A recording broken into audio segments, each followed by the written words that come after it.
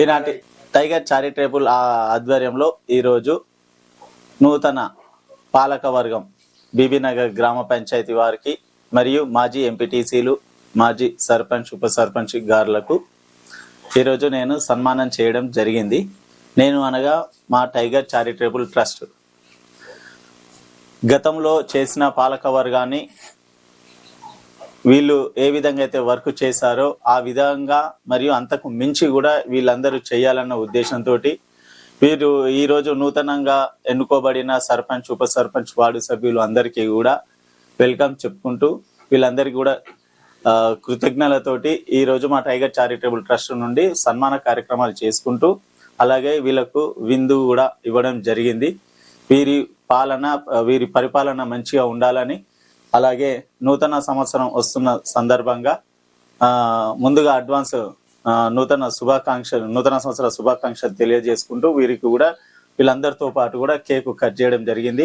వీళ్ళందరికీ కూడా షీల్డ్లు ఇవ్వడము, మా ట్రస్ట్ తరఫున కూడా ఈ రకంగా అందరికీ కూడా షీల్డ్లు ఇవ్వడం జరిగింది.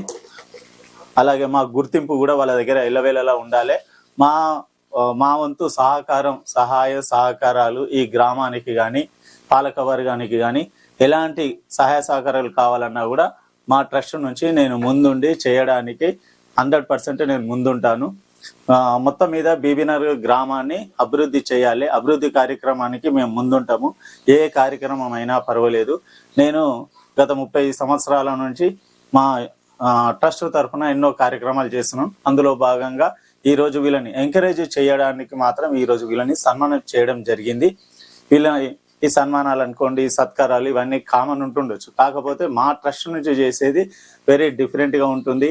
వీరికి అంటే జిందగీ మొత్తం వీళ్ళు గుర్తుండేలా మేము వాళ్ళకు ఆ రకంగా సత్కారం చేసినాము. ఇవన్నీ కూడా వీళ్ళందరూ చూసిరు. మా టైగర్ చారిటబుల్ ట్రస్ట్లో ఉన్న సభ్యులు అంటే మా శ్రీమతి పంజాల సబిత, పంజాల సదానంద్ గౌడ్, కారింగ్ల రాకేష్, తర్వాత మన గణేష్ అనుకోండి, అశోక్ అనుకోండి, మల్లారెడ్డి గారు, ఇలాంటి చాలా మంది మా దీంట్లో ట్రస్ట్లో ఉన్నారు.